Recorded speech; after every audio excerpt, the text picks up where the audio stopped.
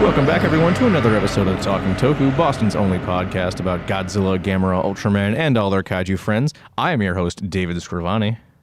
I'm your co-host, Brian Kershaw.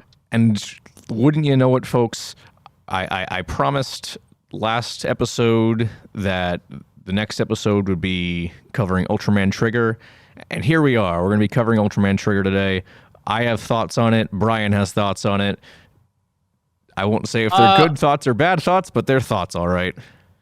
It's a mix of thoughts and also no thoughts head empty. Yeah, that's a very good description of the show, honestly. But we're getting ahead of ourselves here, Brian. We can't be talking about Ultraman yet, but I am excited to because it's been a long time since we've talked about anything Ultra related on this show. So that's being Ultra Q. Ultra Q, and that's not even a man. There's not even a man in that show. Well, there's a man. There's many men. There's not an Ultraman. Okay. Depending on your definition of Ultra. What? Don't worry about it. Okay. Don't think so. Don't think too hard. Okay. I'll take. All right. Sure. Why not? But anyways, like I say, we're getting ahead of ourselves because we have a lot of news to cover because it's been we took an extra week off so Brian could finish Trigger because I kind of sprang out on him. Who would have thought that it would have taken so long to watch a 25 episode series? I know, right? But yeah, that's crazy. We got some news. We got a lot of news. So I'll go first, Brian, unless you want to. Go for it. All right. Well, I think the biggest news we've gotten is that we finally have a new Godzilla project to look forward to. AppleTV Plus have announced a new exclusive series that will be taking place in Legendary Pictures' MonsterVerse. While there aren't many details in the series thus far, the still untitled series has this for a synopsis. Following the thunderous battle between Godzilla and the Titans that leveled San Francisco and the shocking new reality that monsters are real, the untitled series explores one family's journey to uncover its buried secrets and a legacy linking them to the secret organization known as Monarch. It sounds like the series will feature Godzilla himself along with other Titans, though this kind of seems to contradict what Godzilla King of the Monsters established because it said Godzilla hasn't been seen since the events of that 2014 film, which in itself also contradicts the events of Godzilla Aftershock because he's right there, he's doing his thing. But this isn't an episode about what's canon and what not and what's not, because if you're trying to determine what's canon and not in Godzilla, you're gonna have an aneurysm or something. But anyways, this is the first MonsterVerse property we've had confirmed since the release of Godzilla vs. Kong. And honestly, I'm pretty excited for it. I mean, a television series means it'll be longer than a feature film. And that means we have the potential for well-written, well-developed characters and a Hollywood kaiju production. And to me, that's just huge. The untitled MonsterVerse series will have Chris Black as its showrunner, who's known for Star Trek Enterprise and Outcast, with comic book writer Matt Fraction co-creating with Black. No date, no nothing, but hopefully good. Just confirmation. Yeah, it's happening. Sucks that it's on Apple TV Plus, but it's happening. Well, I mean, you told me that they don't have free trials, right? They do not. Or was that? Okay. Yeah. There's a couple that don't, and it just means I'm not gonna watch it. I know. I'm not gonna watch it. Whatever. I'll probably watch this when it comes out and then immediately cancel. Yeah, that's probably what I'm gonna be doing too, because like if I wait until the end, until the series wraps and then binge it, I feel like it's just gonna already have been completely spoiled for me, and I'm just like, I don't want to do that. Yeah. I don't know. I mean, I have like mixed opinions on this. I think you and I talked a bit about it, but like just the time period that this show has set itself, it feels like it's gonna get real confusing real fast. Yeah. But I guess if it's good, that's really the most important thing. Yeah. Like that's kind of like this is off topic, but like you and I have been talking a lot about like, the Book of Boba Fett and how disjointed it all seems, and I made the point to you that it's better that it is well made, and disjointed rather than poorly made and disjointed. Exactly. Now, Brian. So if it's confusing and doesn't make sense and also bad, then this show is going to have a lot of problems. Yeah. I mean, we'll see. I mean, as evidenced by the last two MonsterVerse movies, Hollywood doesn't seem to really get kaiju, so I don't know. But a series sounds promising to me. If they go the whole I like how it sounds because they're pressing the family's journey, yes. which I always love. I always love family stories. And I want to add something to that as well because I messaged you about this, and you didn't respond to my query. I'm so sorry. I feel so bad. I'm a terrible co-host. Well, you should because it's a pretty big thing, I think. I mean, one family's journey to uncover its buried secrets, that to me sounds like the Brodies from Godzilla 2014. So, Brian, do you think we'll get Mr. EOD Specialist himself back for this series? They better have a flashback of the Daddy's Home Cake Every Night. Oh, absolutely. If we don't, 0 out of 10 show right there. Honestly, yeah. I mean, I would be okay with it. I feel like if they brought back the Brodies and actually fleshed them out, it would retroactively make 2014 better for people. Yeah, I mean, Elizabeth Olsen's a good actress. Aaron Taylor Johnson is also a very good actor. God knows how old the kid is now. He might be a little too old to play that character, but I don't know. They'll just come up with the excuse that they sent him off to the country or something. Maybe I don't know.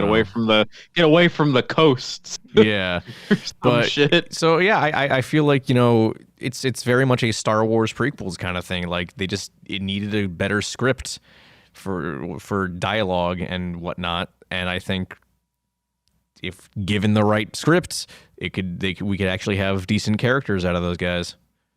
Yeah, no, I agree.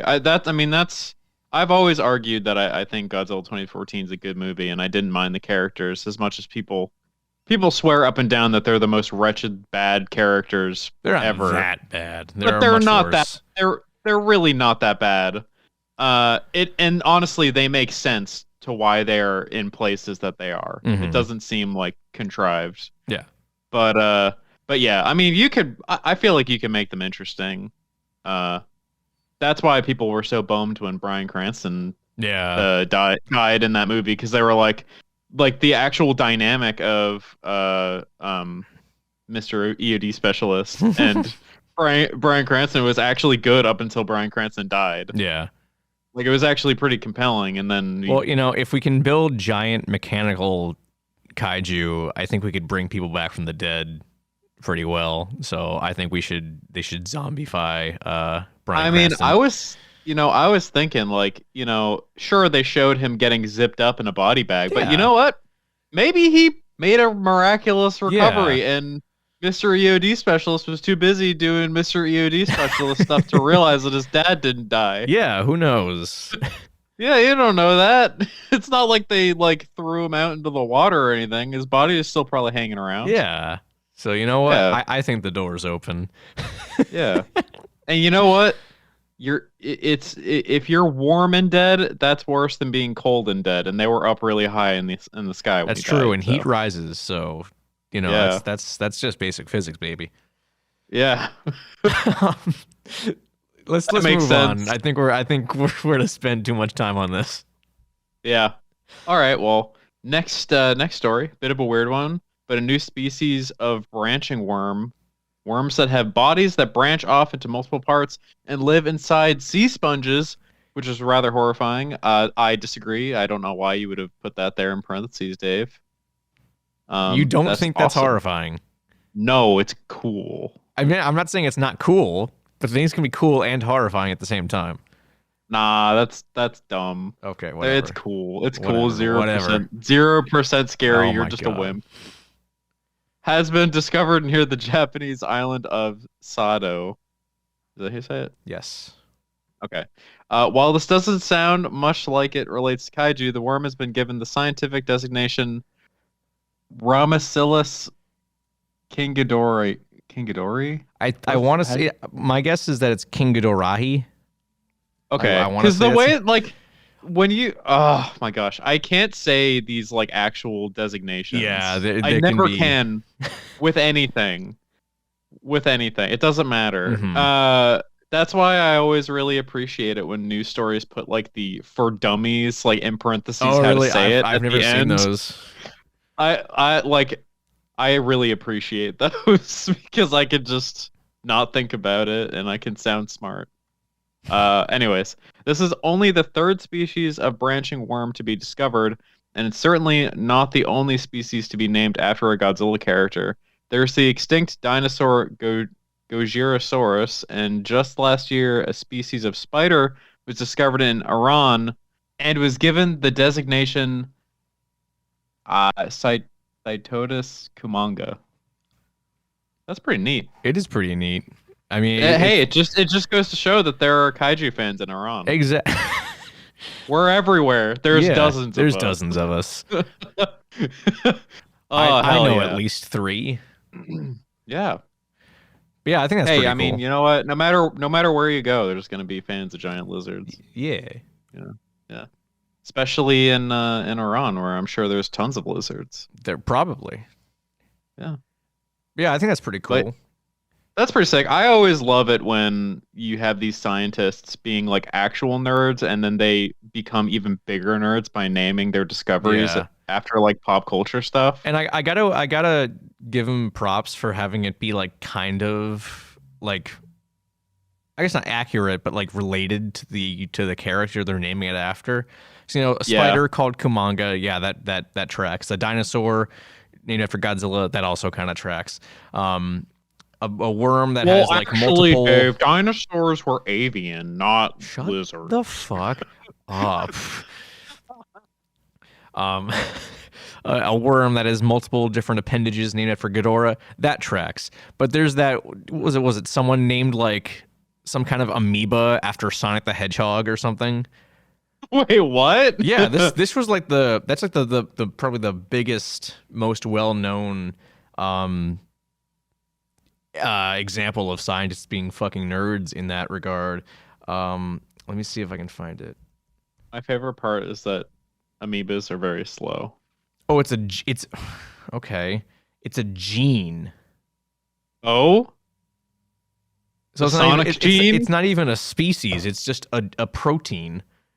Oh my god. Well, I mean, that is a living thing, I guess. Yeah, that's true, but still, that's not what I was expecting it to be. But yeah, it's literally called Jesus. Sonic Hedgehog. That is so fucking lame. Oh my god, that's so eye-rollingly lame that it's actually kind of funny. Yeah. Wow. Should have named it after Godzilla, though. That's what I think. The Godzilla gene? Yeah. What do they call it in Godzilla 2000? Organizer G1 or Regenerator G1 if you're watching the dub. Yeah. Well, the dub is better than that. Yeah. Well, there's also the one in Final Wars where the mutants have a fifth DNA base. Oh yeah. Oh, fuck, what was that called? It was N base. That's right, N base for mutant base. Yeah. You know the saddest part is I literally just watched Final Wars the other day. I'm so happy to And hear that. I didn't retain that bit of information. That's disappointing because Final Wars absolutely slaps. I was too busy watching the absolute Power Rangers That's tier fair. action scenes. God, we got to do an episode on Final Wars soon. We really do. After the interview with the director, I have like a new appreciation for it. So what we should do, we shouldn't do an episode on Final Wars. We should do an episode on drunk Final Wars. So we watch it drunk and attempt to take notes doing that and see. So you say that, but the last time we tried watching Final Wars drunk, you ended up having to be carried out of my house by your Brian, friends. that's because we had a drinking game, and the drinking game was literally any time something stupid happens, we drink, and the only thing we had to drink was straight vodka. Yeah, but also the other rule that I distinctly remember was every time the guy does his cape flip. Yeah, so Or not his cape. It was his overcoat or whatever. yeah, but still, Leather jacket. that doesn't help your case here. No, but it was funny. Also, we were definitely under 21. I don't. You were probably. I don't know if I was. I think I was 20. Or maybe I don't Well, know. if you were 20, then I was definitely 21 because you're a year younger Or than maybe me. I was No, I was not 20. I don't actually remember. This was so long ago. This is like ancient history. I know. I'm about to be fucking 24 in wait, no, 23. Sorry. 20 wait. No, How 20. fucking old am I? I'm pretty sure you're 23 now. I'm 23. Yeah, so I'm gonna be 24 in like 8 days. Oh my god. Oh, this sucks, dude. Yeah, I'm gonna be 24 in 8 days. That I mean, sucks. if it helps you, it makes you feel any better. I'm gonna be 25 in a couple weeks. Literally a quarter century. Sucks to suck, dude. Yeah. All right. Anyways, moving on. This is a big one because I'm about to fucking ruin JD Lee's whole career with this. Oh, I think I saw you guys talking about this Yeah. on Oh yeah. on the Discord. Yeah. Oh, now you can plug the Discord too at the end. I can. So G-Fest has announced the first two guests for its 2022 convention. Actress Tomoko Ai, known for her roles as Haruko in Ultraman Leo and Katsura in Terror of Mechagodzilla, and actor Hiroyuki Kawase, known for his roles as Ken in Godzilla vs. Hedorah and Rokuro in Godzilla vs. Megalon. Two great guests, the former having played arguably one of the best human characters in the Godzilla franchise, but there's still a bit of a pall hanging over this announcement, I think. There's still really been no update on how G-Fest is handling the whole Artist Alley situation that we covered a few months ago. In fact, on the announcement for the guests, there's not even a mention of the Artist Alley whatsoever. Also, you know, newsflash for anyone who isn't aware, we are still in the midst of a pandemic that hasn't really gone away, especially considering cases of Omicron are still on the rise. So Shocking. you know, conventions as a whole are pretty questionable. Speaking of COVID-19, there was an addendum to the announcement quite recently saying that masks and proof of vaccination would be required to attend autograph sessions with the Japanese guests at their request. To me, that sounds like G-Fan editor-in-chief JD Lee's planned on not enforcing masks in the least and only put the mandate in because the guests themselves had to ask. So they probably wouldn't have shown up otherwise, so his hand was forced.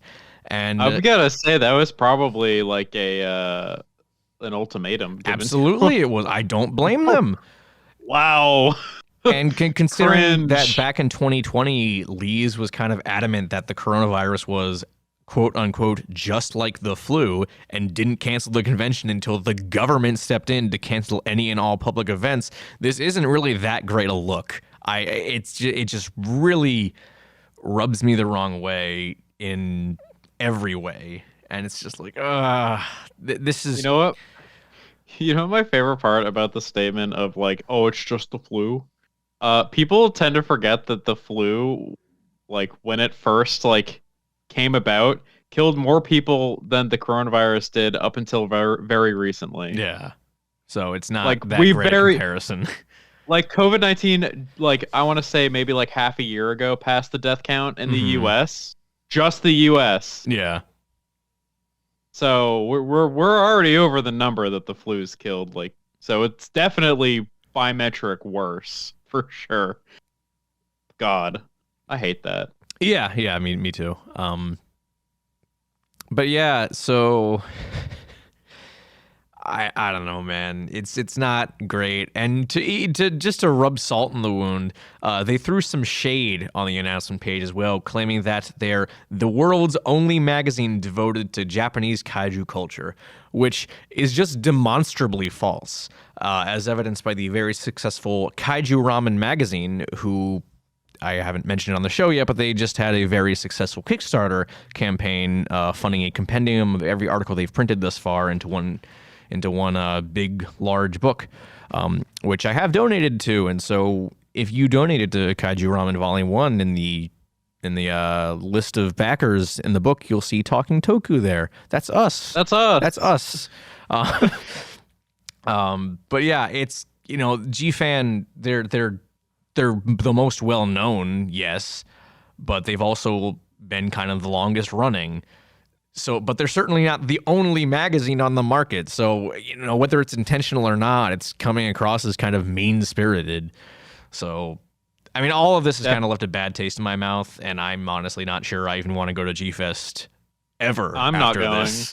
I mean, a lot of people are trying to get other smaller conventions to get more kaiju-related guests. I know one of my friends, he had a panel at a convention, at a local convention of his last year, that went really well, and he already has another one booked for this year's convention, and I know there's another convention somewhere that is going to be focused on kaiju. I think it's like closer to the south. I don't remember exactly where. I don't even think there's a date for it yet, but still, yeah, G-Fest. Yeah, I mean, after hearing about all this shit you told me about, I think I've fully checked out of ever going again. Yeah, no.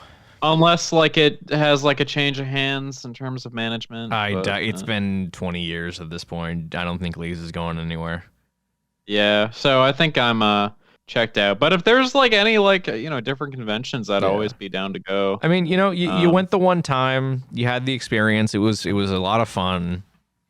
See, that's like the thing. Like when it comes to some conventions, like I'm content on just going to one. Yeah. Like I don't really need to go again. I mean, honestly, the highlight of the convention for me was drinking with a bunch of friends until 4 a.m. That Sunday night, which that shouldn't have even happened because our flight got canceled. But that's a whole other story. My God! And then, oh my God, we need to like talk about that. We do need to talk about that. Oh my Lord! But yeah, I mean that's the draw to G-Fest for me is more seeing a bunch of friends I don't get to see that often, rather than going to meet kaiju people. That's just me. I'd rather see these people at a better convention. Exactly. Yeah.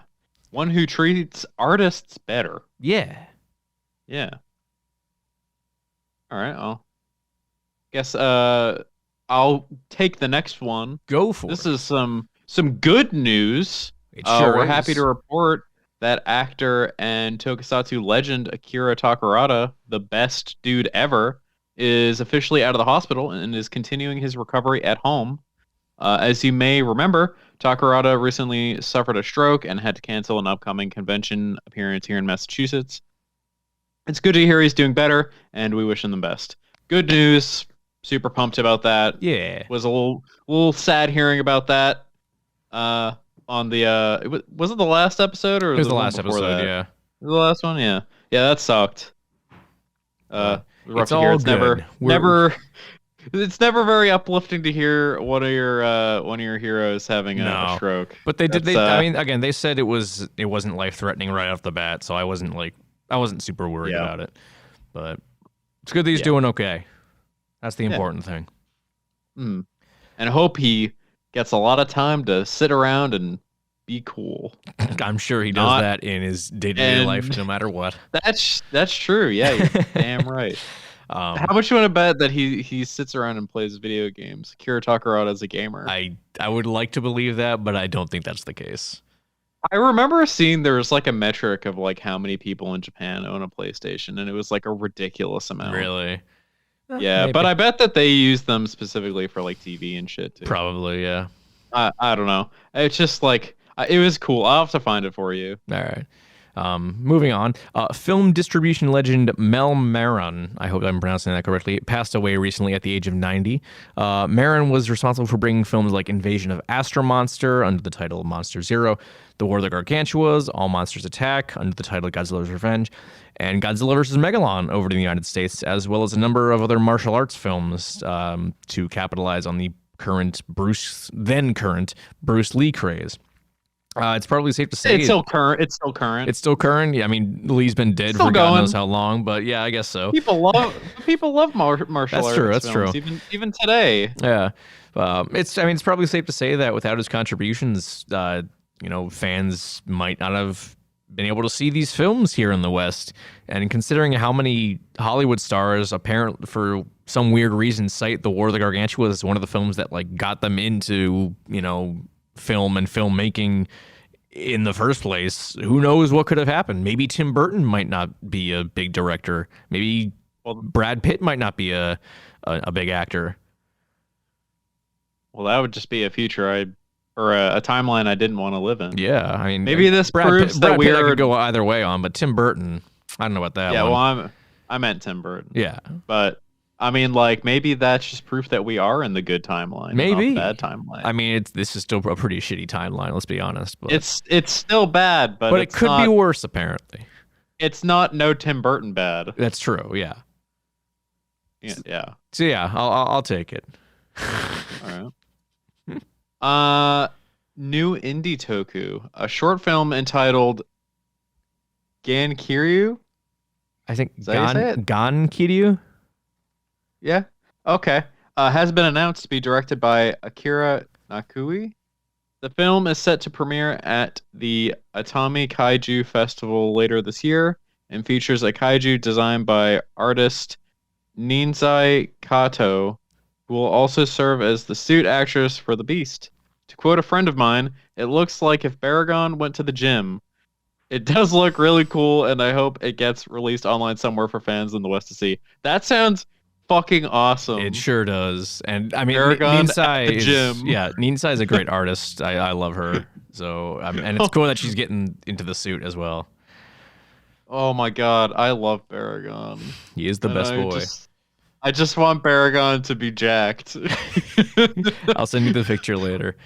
I'm just thinking about Baragon just like having like giant comically large muscles, just like beating the shit out of stuff with like his bare hands, like closed fist punching. Wouldn't you make the comparison to just being Nidoking from Pokemon?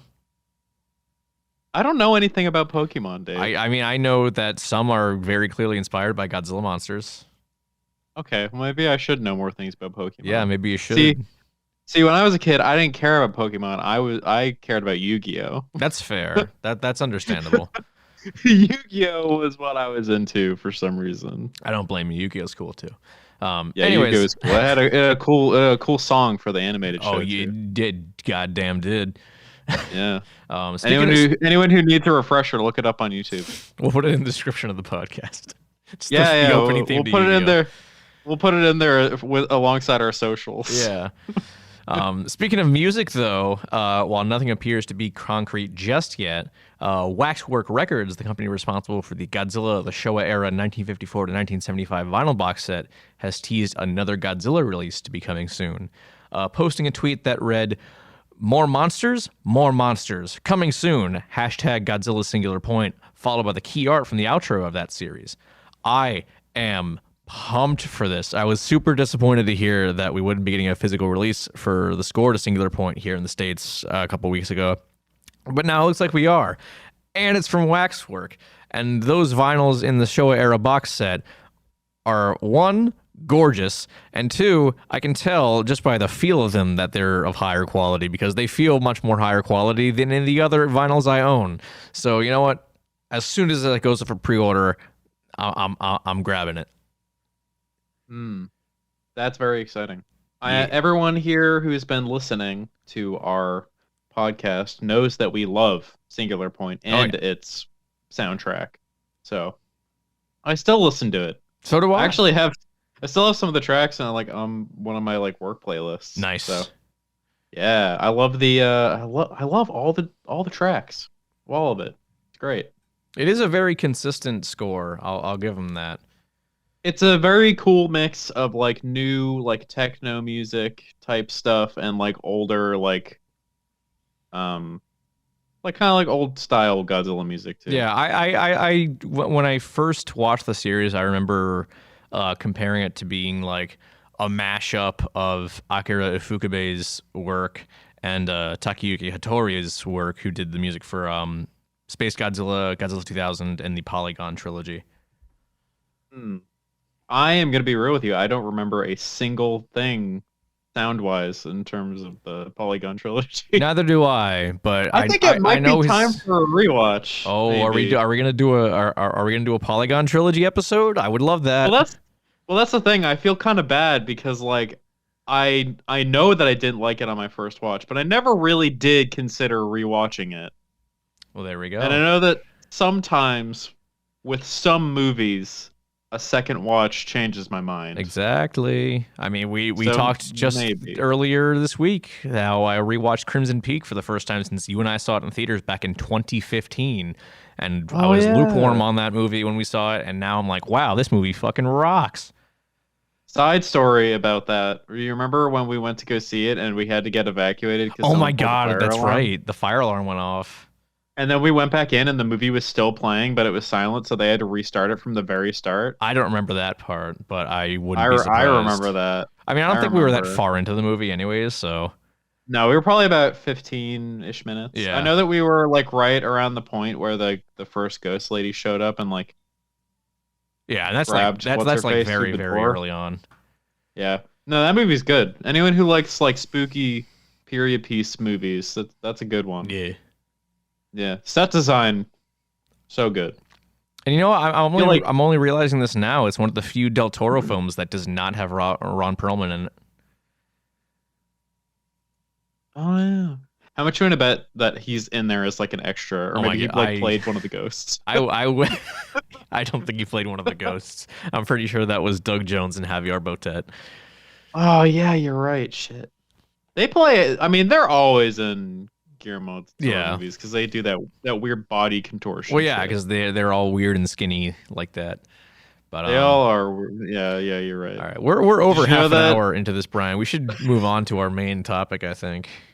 Good point. Yeah, we should do that. The fan long-awaited. the fans are dying to know what we thought of Ultraman Trigger.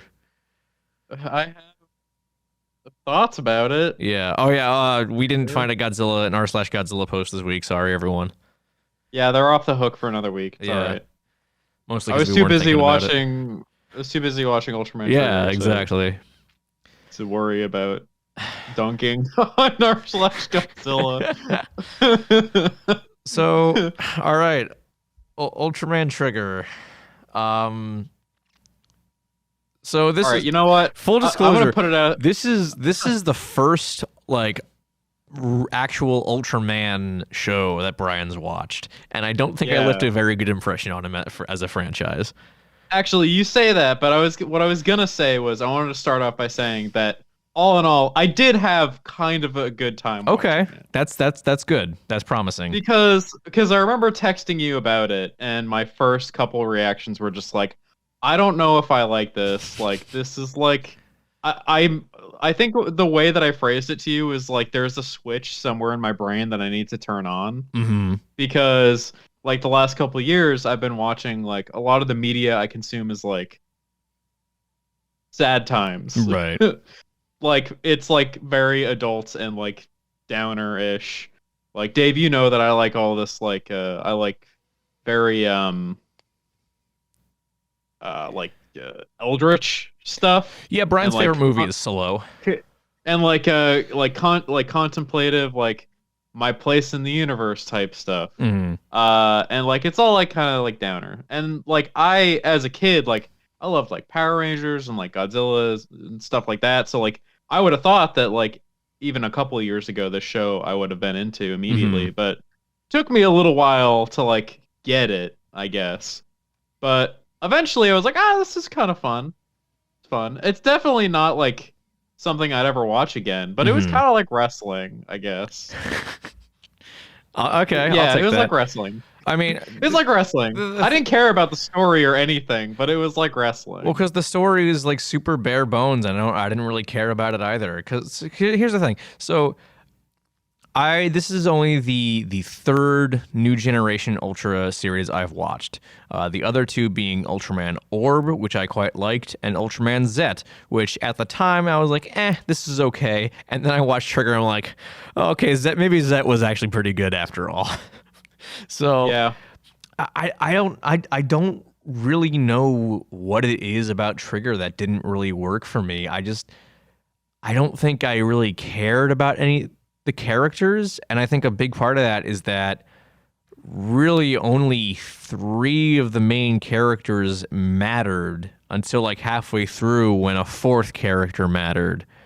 Whereas in something like Zet and Orb, every character, they had their thing. They were all important to the overall plot. But in Trigger, it's just like, okay, so we have Kengo, we have Akito, we have Yuna, and then the others are just like the captain,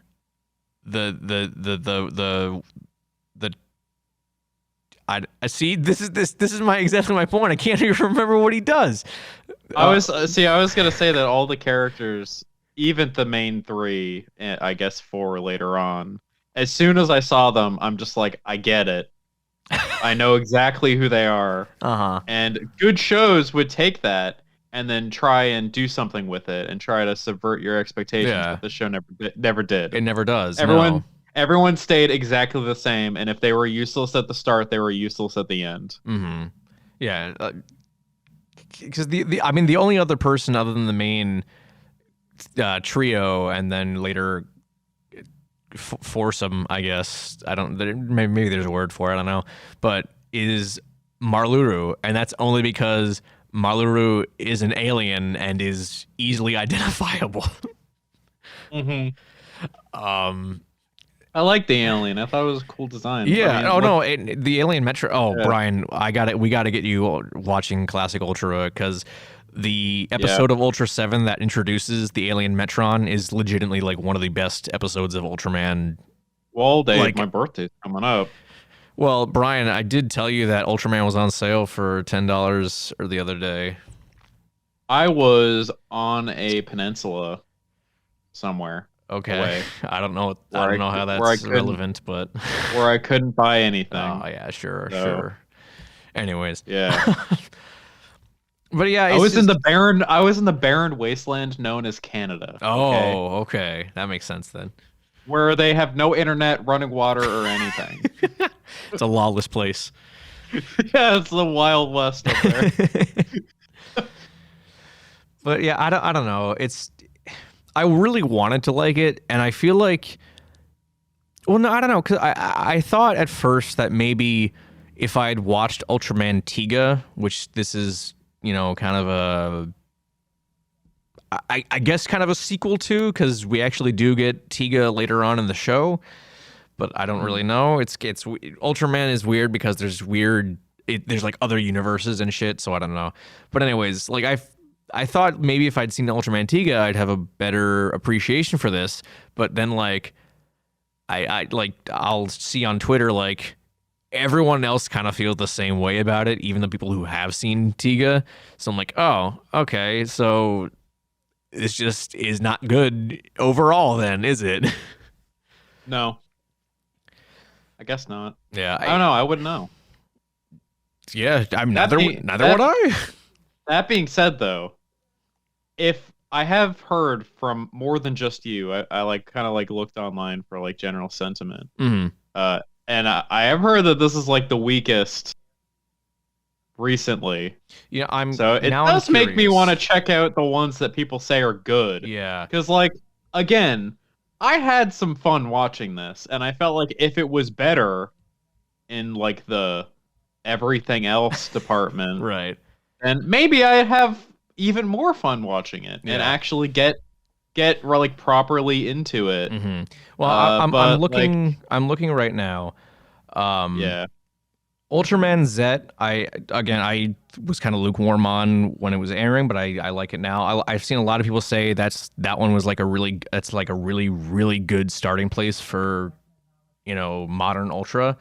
Ultraman Tiga. I know people adore and consider it one of the best of the new generation series. I know Ultraman RB people don't love. Ultraman G I know people love. Like I said, I really like Ultraman Orb, and Ultraman X is also considered one of the best. So like it just kind of follows. Just having something so kind of mediocre follow a bunch of really good stuff for the most part is like, I guess it was just kind of doomed from the start. Now that I think about it. Yeah. So I don't know. I mean, as a person who has no like pre-attachment to the series, like I think it could have been a lot worse. Like it could have just been flat out not fun to watch. Yeah. There are parts that weren't, and where I felt like, oh, I'm tired. I want to go to bed. Yeah, But there were a like, couple episodes where I kind of dozed, I'll admit. I don't know. I don't but remember like what then episodes, but they had some like pretty sick fights and like action and stuff. But like again, as we've said, like that's not enough to hold yeah, a no. show or Like a movie. I just didn't care about people really. yeah. Like I I don't know. I knew things were gonna be fine. I was like, you guys got this. yeah, There's, yeah, it's like, it's there's a no kids show. stakes. There weren't going to be Yeah. any real everyone was But going to be okay by the end of it. I know, but even if you do know that everyone's gonna be okay at the end of it, like you still have to like at least make your characters go through something. Yeah. Because even kids know that that's how life is, I guess. Yeah, and again, the main trio and also Ignis later on, they do go through arcs, but it's just all the other characters are so inconsequential to the plot, where it's just Yeah. like, oh, why are they even here? Then Ignis is weird because he was such like he had such a tragic like backstory to him, Mhm. but I still didn't care because he's just a cardboard cutout of a character I've seen before. Yeah. The thing is, like, in Ultraman Z, they brought Jugless Juggler back, who was the main villain in Ultraman Orb, but in Ultraman Z, they made him as, like, kind of an anti-hero, which, honestly, I kind of enjoy him more as an anti-hero than I did as a villain, but, like, it was kind of the same thing as Ignis. Like, you didn't really know what his intentions were, but ultimately he wanted he wanted to help people. But Ignis was he kept flopping back and forth between wanting to help people and just wanting vengeance, and it's just like, all right, let's move on. We've seen this before. Insert American politician joke here. Oh God. Yeah, no, it was a little bit like I'm sure there's like a rule when it comes to writing characters about how many times they're allowed to flip on stuff. Mhm. But this one definitely broke it.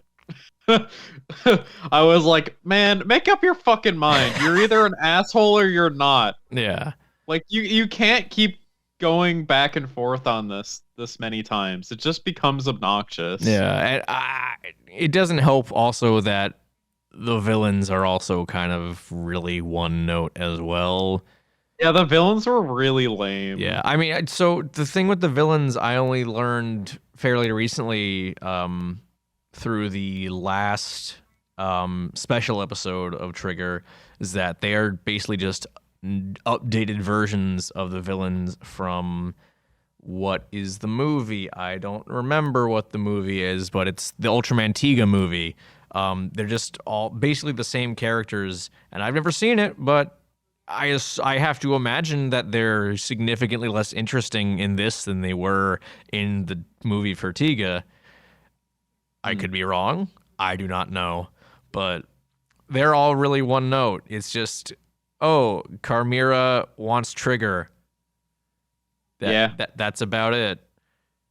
I did like the gladiator guy. Oh, Dargon. Dargon is my favorite. Yeah. I really like Dargon. Yeah, Dargon was cool because he actually had some character. He went through an arc. Yes, he was in love. He was, and that's kind of it was a little weird. A little weird considering But he's like a multi-thousand-year-old giant falling in love with a high school girl.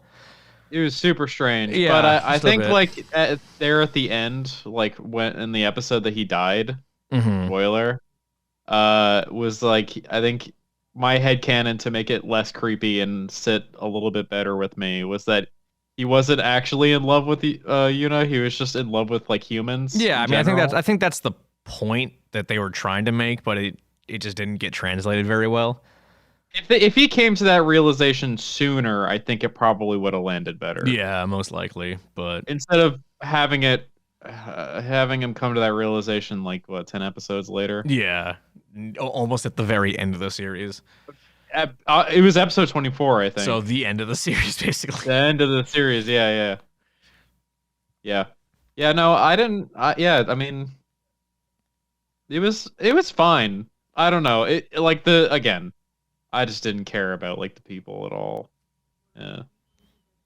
I don't know. I do want to watch the ones that people say are good though. Yeah. You have turned me onto it, regardless of how bad you had me start. Okay. All right. Well, that's good. I mean, I like I told you initially when you first started watching it, like it took me a while to like really get into Ultraman. Like I had tried watching Ultraman Ginga when it was airing, and I couldn't get into it. I had tried watching Ultraman X when it was airing, couldn't get into it. And it wasn't until I had gone back and watched Ultra Q, Ultraman, and Ultra 7, and then started watching Z when it was airing, where I was like, oh, I get this now. This kind of rocks. Like I understand why people love this stuff now. So now I'm like, you know, sworn in as a Ultraman fan, I think. But so I totally get it being like a tough start for you, especially with this show. Yeah, well, I mean, I think I've said it to you that I wanted to like get into Ultraman for a while, but I just never did because it's, I'll come out and say it. It's a little bit intimidating, a little bit. There's a lot of content. There's a lot of content. I don't blame you. There's a lot of content. I don't even know, like if I didn't know you, I literally wouldn't know where to start. That's the thing about Ultraman. You can kind of start absolutely wherever. There's no like overarching continuity. It's kind of similar to Godzilla. Yeah, like but, you know, even still, like it's just, it's a lot to try and like get into it. Yeah. But you know, now I think I've kind of like at least got a little bit of experience. Yeah, you have your foot in the door officially, so that's you know you're good to go and explore the world of Ultraman now. And I honestly, that's really all that matters here, I think. You know, regardless of the quality of Trigger itself, I guess this is just becoming a episode on Ultraman in general now. Hey, if I can get like the cool fight scenes from Trigger in like a show that's better, I'll take it. Ultraman Z, then, like, all right, I'll watch like legitimately, like there was an episode early on with of Trigger where they did the exact same shot in a fight. It's that really cool looking shot where they it's like close to the ground and really up close in the thick of things in the battle, and they did that exact thing in Z. And it looked a lot cooler in Z than it does in Trigger, because in Trigger it's just like, oh, they're doing that thing again. All right, cool, I guess. I mean, I wouldn't know that. You wouldn't know that, but like having seen Z, it's like, oh, they're just doing that again. All right.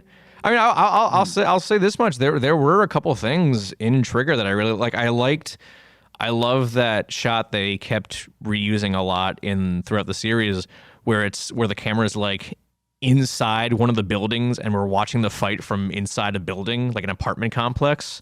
That shit was really cool. I really liked seeing that, because that's something we haven't really seen in, like, as far as I know. I mean, I'm sure we've seen it before. I was actually going to mention that. Thanks for reminding me. Yeah, I thought that was really cool. It is really cool. I really liked that. Like, but like, you know, that stuff was greatly outweighed by the stuff that was just kind of whatever. Yeah. Well, you know that it's a failure on the show's part if there are points where I just want to like take a nap. Yeah, exactly. But I didn't, because I was like, oh, I need to watch this for the podcast. But if I wasn't watching it for the podcast, I absolutely would have taken a nap. Yeah, no, I don't blame you. But oh, that's right. I kept myself awake for you, audience. You're welcome. Yeah, you better be thankful to Brian. I want everyone to tweet at us, even though I haven't updated Twitter since God knows when. Just say hashtag thank you, Brian. Yeah. Yep. Get it trending. Thanks, Brian. It's like the new thanks to Obama meme. Yeah, I was gonna say, yeah, you beat me to it. Oh my god. But yeah, I mean that's all. I mean, I don't really have like plot details I wanted to go over, because doesn't. It's just forgettable. It's very forgettable. Like Yeah, I the could ending was like super weird. I They can't even just remember what the I can remember what the ending for Zet is, and I can remember what the ending for Orb is. I could not tell you what happened at the end the of Trigger. dude. The end of the show was like Ultraman was getting beaten like bad, and Yeah. then all of a sudden he like fell into the water, I guess, and then there was like a bunch of children around like yelling like giving Yeah, him yeah, praise yeah, or yeah, whatever, yeah. and then and then there was all this like weird gold energy that went around Ultraman, and then he became super powerful and became like Ultraman Truth or whatever. Yeah. And or maybe he became Ultraman Truth before that. I don't really I remember. don't remember either. I just But and then he flew out of the water and beat and beat the the big weird bad beat Megalothor. the weird Eldritch Leviathan thing. I did like the design for Megalothor. That was a very I Yeah. like that. It was a bit creepy. Yeah, it was, and It I was a think bit creepy. that was mostly helped by the color scheme, that kind of like Yeah. slate black. I also really liked how it had the mouth on top of its head. Oh, I don't think I Um, even caught that. so there was like the face and then the eyes, and then it like drooped down, and there was like tentacles coming off its face. Mm, And then on fun. the top was its mouth. Very cool. So it was a reverse face. All I right, I'll guess take it. it was pretty cool, and I like the like the crabbish look or the lobster like look Yeah. it kind of got later on. But yeah, I mean, it just wasn't very. It wasn't a very exciting finale. Again, like the best parts of the show for me was just like the wrestling esque type Mm-hmm. like brawls that were. It was purely just like, oh, that's fucking cool. Punch him, get him, beat him up. But then as soon as it was over, I'm like, all right, I sleep now. And then the end of this, it was like, oh, well, this is just like this isn't like fighting. This is just like Ultraman getting the shit beat out of him, and then he got cheered on by a bunch of kids, and then he suddenly had the power to destroy this weird Eldritch beast. Mhm. Cool. Okay. I don't know. Things just kind of happened, Yeah. and there was no reason for it. And where were these kids? Why were these kids there during the apocalypse? Why weren't they in like a where else are shelter? they gonna go? I don't know. I mean, not there. Where the monster is. Anywhere else, I mean, it goes against like human nature. Humans are supposed to run from danger, I mean, I not run guess towards it. that's fair. Doesn't make sense, especially kids. Kids are scared. Supposed to be. I will say, I did really like the episode with Barry Geiler, who's like the bounty hunter that Hugh Dram hires, with the Oh promise yeah, of he was like cool. of like what was it, comet buns? Yes. I did flinch a little bit when the dude cut his belly button off though. Yeah, that wasn't. I didn't like that. That was not pleasant. No, but yeah, I liked him as a character. He was fun to watch. Yeah, no, he was fun. And that was like actually like a wrestling match because they did sumo. They did. That's right. They did do a sumo match. That was a lot of fun. I really liked that. That was a lot of fun to watch. Yeah, I liked that one. I also liked the episode with like I think it was the one where Ultraman Z showed up and there was King Joe. It was like OP as shit. Oh yeah, the storage custom version of King Joe. Yeah. That was OP in as shit. Ultraman Z. Beat them, beat their asses so hard. It was really funny. You had this robot that looked like literally just like an old generic toy robot. It just like, Well, you should look at what the original version of King Joe looks like, all right. because I will. that's from Okay. Ultra 7 from the 60s. Oh, I want to see this now. So I wrote King Ho by accident. King Ho. Well, actually, there is an Ultraman monster called Ho. Oh, I like this look. I like the Ultra 7 look. Yeah, it's a good look. He's probably probably the most iconic character from Ultra 7, I want to say. What happened to him in what? What happened to him in Trigger? In Zet, you mean? Well, in Trigger. Well, because Well, I know it's in Zed that he came from that universe, but then he showed Yeah. up in Trigger. The version I saw. Yeah. What happened to him? He was all blocky. Yeah, so what happened was like they get attacked by aliens with King Joe, and then so so you know how in Trigger the organization is Guts Select. In Zet, the organization is Storage, and they specialize in mechs and giant robots and stuff to fight monsters. So once they defeat King Joe, they basically scrap him and rebuild him as their own mech. Oh, so they cannibalize him. Yeah. Epic. Yeah, it's pretty cool. I do like that. Wow. All right, well, now I want to watch Ultraman Z. I think that's also still up on Tsuburaya's YouTube channel. I might just do that. Well, there you go. All right. Look forward to the next Ultraman episode in a year's time. In a year's time. Well, in a year's time, we'll probably be covering whatever the next Ultraman series is after Trigger, which I think we have a name for, but I've never seen like an official thing on it, so I haven't said anything about it. So until I see an official thing for the next Ultraman, I'm staying silent. And I can't even remember what it is anyway, so it doesn't matter. Well, we'll update you guys, I guess. Yeah, probably. No, we're gonna keep you in the dark intentionally. Yeah, we won't say a thing about it until after we've watched the series. Yeah. See, that's the thing about having your own podcast, is that you could keep your listeners up to date, or you can keep them in the dark and they can't do anything about it. Exactly. Yeah, it's called omission of truth or whatever. Yeah. Or withholding news, or being bad at your job. Yeah. All right. Well, I mean, that's my thoughts on the show. Yeah, I don't really have anything else either, because it's just the show is just kind of like forgettable. Honestly, there's not much else I have to say about it other than it was okay, I guess. I guess my one sentence review was kind of boring, but also had wrestling, and that's cool. Yeah. So now you can watch a show that's not boring and has wrestling. That's true. I'm going backwards. Yeah. See, maybe this was a good starting point, because now I can only go up. You can only go up. That's true. Yeah. All right. Yeah. So we've accomplished something here today. This is my character arc. Actually, yeah, this is my character okay. arc. I was going to say me learning how to say names from different languages is my character arc, but let's be real, that's never being resolved. No, I don't think so. I think I'm too old to be able to do that. Oh, well, I'll help you. Don't worry. Okay. But thank you. Yeah, I guess we'll.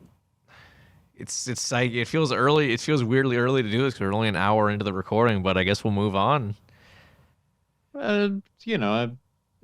It's good to not have episodes drag on. That's true. Hours. We've had a very long streak of episodes that border on 2 hours, so a breezier episode will be good, I think. Yeah, I think that's some. People take 1 hour walks, not 2 hour walks. Exactly. Well, come on, you can take a 2 hour walk if you're trying to really get fit. It's winter. Okay, fair enough. Go to the gym. Go on a treadmill. Idiot. Or buy a treadmill. You go to the gym. Okay. Just casually calling you fat. Wow. Well, I guess this is the last episode of Talking Toku. Brian and I are friend breaking up. We're not talking anymore after this. No more break Talking up with Toku. You, Dave. I break up with you.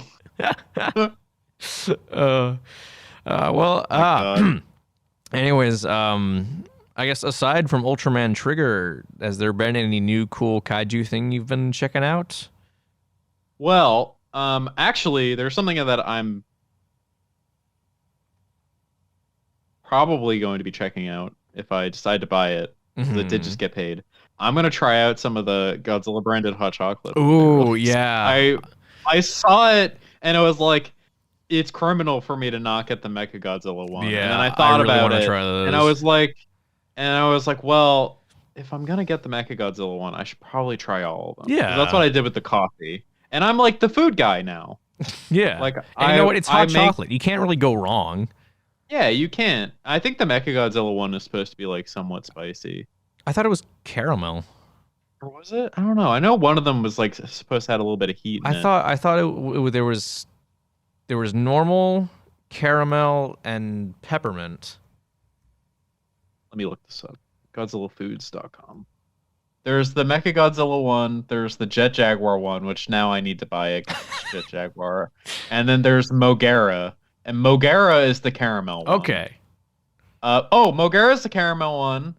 Jet Jaguar is peppermint, and I think Mechagodzilla. It says head spinning chocolate, so I guess he's regular. Okay. All right, I'll take it. Assume. I will probably have to get these two because, like, I mean, $35 I is fucking not a I love hot price. chocolate, man. Yeah. Let me tell you. Last week when we had that enormous blizzard I told you about, I came in from shoveling, made some caramel hot chocolate, and then just put like a little bit of salted caramel whiskey in there. Oh, that was some good shit. Yeah, I bet. See, but I didn't have to deal with that because I don't live in a hellscape. You don't. So fuck you. That's a lie because we get something worse, and that's floods. Yeah, exactly. And also tsunamis. That's fun. Yeah, it's funny. Bellingham was actually under a tsunami warning a couple weeks ago. Oh, fun. How was that? There was an earthquake Oh, somewhere. shit. Yeah. I don't remember where it was. I think it was an island somewhere in the middle of the Pacific. Gotcha. Got an earthquake. And then there was like, oh, be careful. But I don't know. I mean, it was like, oh, that's kind of bad. But also I realized I'm perfectly okay because I'm on top of a hill. Oh, then yeah, you got nothing to worry about. I'm fine. It just means that the entire infrastructure and surrounding area would be completely demolished. Yeah, but you'll be fine. That's the important thing. Oh, but Dave, my grocery store. Oh.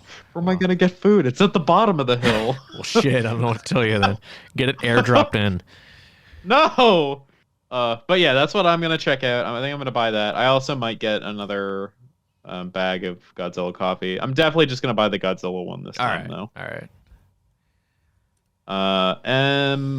Other than that, today, something I wanted to mention was that I actually watched at work. So it's more like listened. Mm-hmm. I watched/listened the Peter Jackson King Kong movie. That's like a 3-hour movie, bro. The thing is, I didn't finish it. Also, Okay. I got like 2 hours ish in. Yeah, I don't know. Got pretty far in. But what I wanted to say was that movie is fucking terrifying. Well, yeah. Like I didn't really realize it until I was just listening to it. Mm-hmm. But like, it's fucking terrifying. I don't know what it is. Like, I don't know why it took me this many watches to realize it. But like, it's a horror movie. Well, Oh my Peter God. Jackson started off as a horror director, so like he's definitely flexing his chops there. Yeah, I don't know why it took me this long to like realize how terrifying it was, but like the way that I really appreciate like the island. Oh, in that everything on movie. Skull Island is just incredible. I mean, the It's whole movie so is incredible. good. I love that movie. Like I finally rewatched it last year, I think, and it had been years and years and years since I'd seen it. And I'm like, oh my God, this holds up so well, and it doesn't even feel like 3 hours. It does hold up really well. I think the only part that I don't like is just the part where they're in New York. I just think that Yeah, I could be fine. I'd be fine without it. I think that like it just kind of, for me, it's just like that's where the movie kind of ends. Like I check out when they get back to New York. But like everything on Skull Island, everything on the boat leading up to Skull Island is also great. Because like it's like you know that they're gonna get fucked. Yeah. You know. And like it does a really good job of like building up suspense and dread. Because the soundtrack and the music is so good. It really is. And Who does the score for that movie? I don't know. I meant to look it up. I'm looking it up now. Okay. Yeah, the score for that movie is so incredible, and it just does such a great job at like elevating the movie. Let's see. But yeah, it's definitely Who the fuck? I definitely see the movie as more of like a horror film now. James Newton Howard is the one. What else has he done? Let's see. He did David Lynch's Dune. I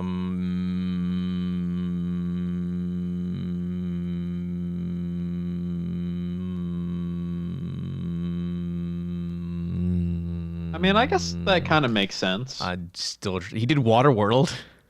Oh my God, Dave, when are we gonna go to the Waterworld stunt show? I don't know, but he did Space Jam. Oh, fuck yeah!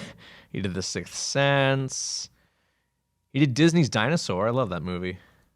That's I was probably like 8 the last time I saw that. Me too. He did Atlantis: The Lost Empire, Treasure Planet. I know Treasure Planet. What else? What else? What else? He collaborated with Hans Zimmer on Batman Begins.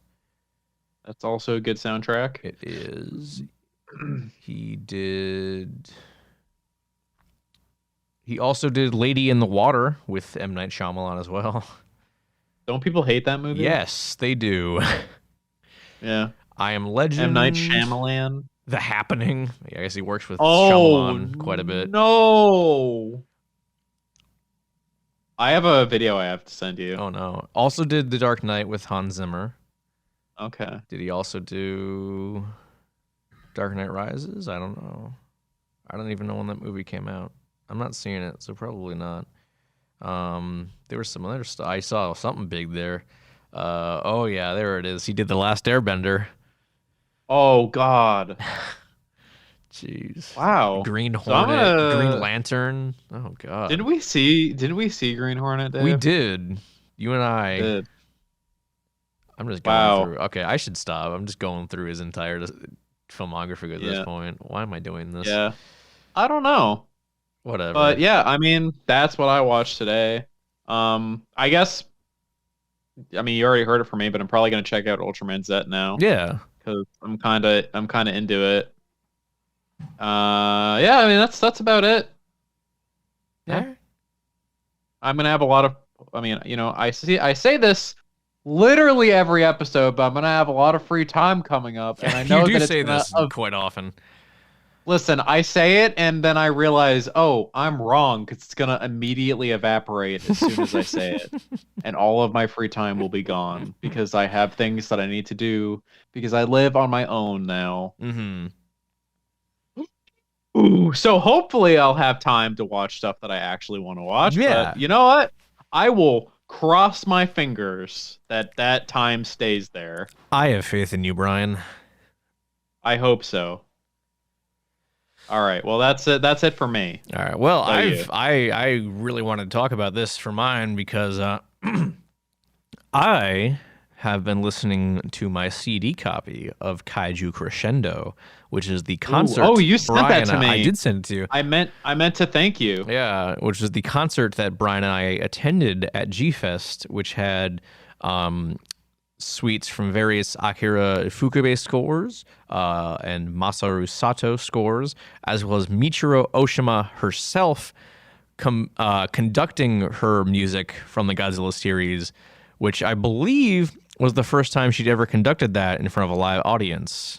I was gonna ask that. Wasn't that the first time she's? I'm like 90% sure that was the first time she'd conducted her stuff live, which is just insane that we were there to see that. Well, she did a great fucking job. She really did. Incredible. Listening to it again, it's like, oh my god, this was such a cool fucking night. Like, I mean, she also made like, didn't she like create an original piece just for G-Fest too? Which was great. Just for that concert, she did a new piece. It was, I think they ended up calling it like Godzilla Arrives in Chicago or something. Yeah, I don't know why he would ever go there, but yeah, I don't know. Well, I think when they introduced the piece, I I can't remember if it's Eric or Brett Hominick, one of those guys. He came out and introduced it. Like, I guess Chicago, like the lake in Chicago, there's like, there's a Loch Ness style lake monster legend in Chicago. So the backstory is that Godzilla was coming to fight that thing. Oh, hell yeah. And that was the music. Well, that makes more sense. Yeah. Now. So it makes, there's a bit of a theme behind it. Okay. I remember that. That was so much fun. Yeah. And I also remember that after that we went to Kuma's Corner and got burgers. We did go to Kuma's and we tried the Metallica whiskey. Not worth the money. No, I don't think so. But it was an expensive shot. Yeah. Not worth it. But no, yeah, the concert I think is one of the coolest thing, because like I've seen John Williams conduct with the Boston Symphony Orchestra, and that's, obviously that's like incredible, because you have this composer who's done like probably all the most well-known film themes of the last 50 years. But then you have this, and it's the exact same thing, but like way more niche. So it's like it's probably it doesn't happen as often as something like John Williams does. So it's the fact that we got to do that and like see that happen for the first time ever, apparently, is just it's so fucking cool. And like it sounds fantastic even on the CD. It's a little quiet, but sorry, John. It's all right. I'm sure you could just boost it. Yeah, I just turned the volume up a little bit, but no, it's other than that, it sounds fantastic, and I'm like, every time I listen to it, I'm like, fuck, I want to go back to this night. Yeah, it's definitely gonna be like a hard experience to top. Yeah, that's why I feel like I'm okay with never going to a G Fest ever again. Hey, I mean, it doesn't. It absolutely is bolstered by the fact that one of the suites that John conducted was Sato's score for Godzilla versus Mechagodzilla. And we've talked we've waxed poetic about Godzilla versus Mechagodzilla time and again on this show. Yes. So you guys know how we feel about that. So I'm sure you could imagine how we felt about hearing that music performed live. Elated. Yeah, especially considering they got like a singer to come out and do King Caesar's theme. Oh, yes, I remember that. Yeah, so that was some good. I don't know why I forgot about that, but how could you forget that? I don't know. You just jogged my memory. Now I remember it. Mm-hmm. Thank you. You're welcome. Yeah, I'm gonna go listen to that now. All right. That's the last thing I'm checking out. That's the thing he's checking out too. There we go. Yeah. Yeah, you sent it to me. I did. So I gotta. Thank you. I'm just gonna plug it a little bit. I do think John said that the CD will be available for public on sale within the next couple of months. So if anyone wants to buy it, just wait a couple months, I guess, and then you can listen to it. And then you too can have a fantastic listening experience to some of the best Godzilla music ever conducted. Yeah, it's honestly wild, like hearing Oshima's Godzilla theme, and it sounds like exactly like it does in the films. Like that's how good the orchestra was that night. Yeah, the acoustics in that place were great. Yeah, I mean it's an orchestra hall, so it should be. Well, yeah. No, it had to be, so it couldn't sound like shit. Yeah, exactly. But, like it was still, yeah, man, it was great. Also, the seats we got were awesome. Yeah, we literally, so my initial thought when tickets went on sale is I got literally front row seats because I assumed that all the guests at G Fest would also be there. I don't think they actually were, but no, they were not. But anyways. They weren't in the front row with us, so I'm like, fuck. So we just gotta it was worth it. Crane our heads up to look at things, but it was still fun. It was a really good time. And I remember after every piece, my friend Jacob Lingle, who may or may not listen to the podcast, I don't know, but if you do, hi Lingle, how's it going? Hi. He and his pals like gave a standing ovation after every suite, and he and his pals were like the only ones who did that. Damn. So yeah, it was fun. I just More reminiscent. every time I would just look back and see. I'm like, oh, yeah, there they are again. All this reminiscing on stuff before the world went to shit. I know, right? Damn, it's I mean, crazy. I was talking to Lingle about it, and we both kind of agreed like that was like the last like really really good thing we did before COVID happened. And I'm like, oh, yeah, you're right. That probably is the last really cool thing I did. I don't know if that's depressing or not, but I don't I don't know. I mean, what year was that again? 2019, 2018, 19. 2019. Yeah, I mean, yeah, you're probably right because like that's probably correct for me too because like I would say that like PAX East would have been another thing, but the PAX East right before COVID sucked ass Oh, because really? COVID was like around. It was Oh before it no, hit that sucks. it was before it hit like proper pandemic status. Yeah. Actually, it was February, so it was literally the month before it hit pandemic Oof. status. God. So like there were already like semi restrictions and lockdowns and stuff. Right. And it was listen to this one. It was before mask mandates. God, I can't even imagine that. Yeah, so it was a choice to wear a mask Jesus. in there. But it was yeah, that PAX East for 20, I think it was 2020 technically sucked. So yeah, GFest is probably the last awesome thing I did. Damn. Yeah. That's great. I didn't even think about that. Yeah, it is kind of weird to think about for sure. Yeah. I mean, because I think even around then, like I didn't really go to any concerts or anything because all the big concerts we went to were before that. Yeah. The last huge concert that we went to is Metallica. For me, at least. Yeah, that was 2017. Yeah. Yep. God.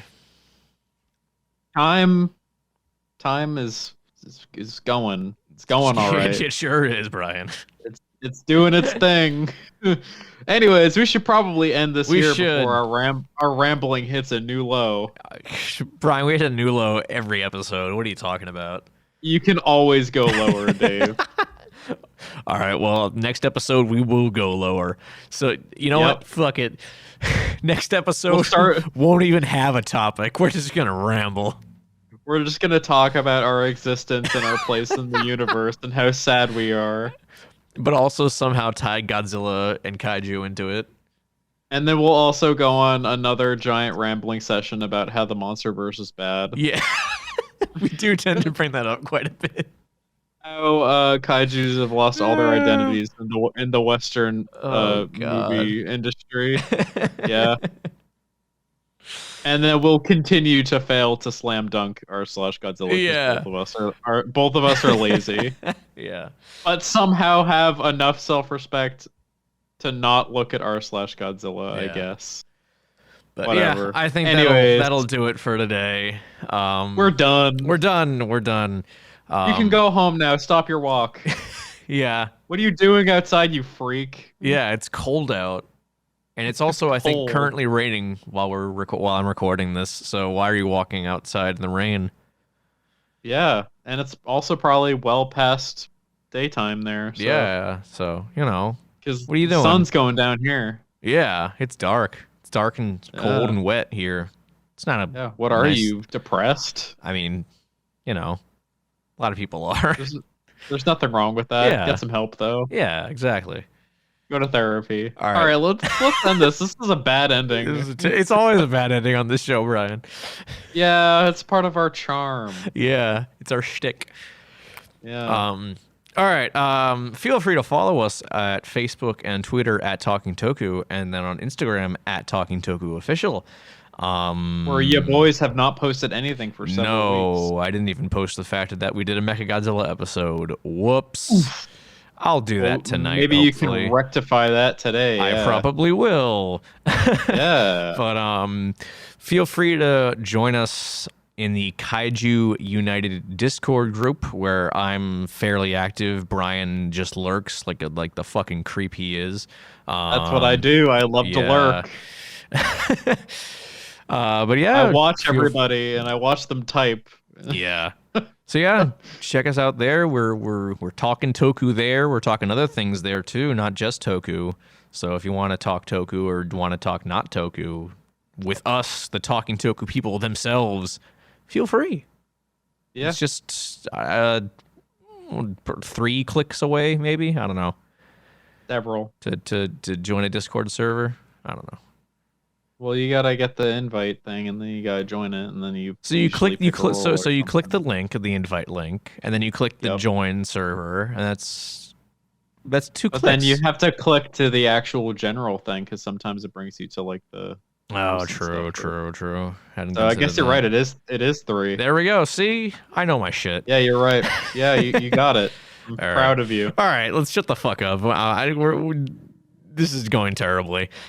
Yes, it is. All right. I am David Scrivani. I'm Brian. We'll see you guys next time. Yeah, have a good one. Goodbye. Bye.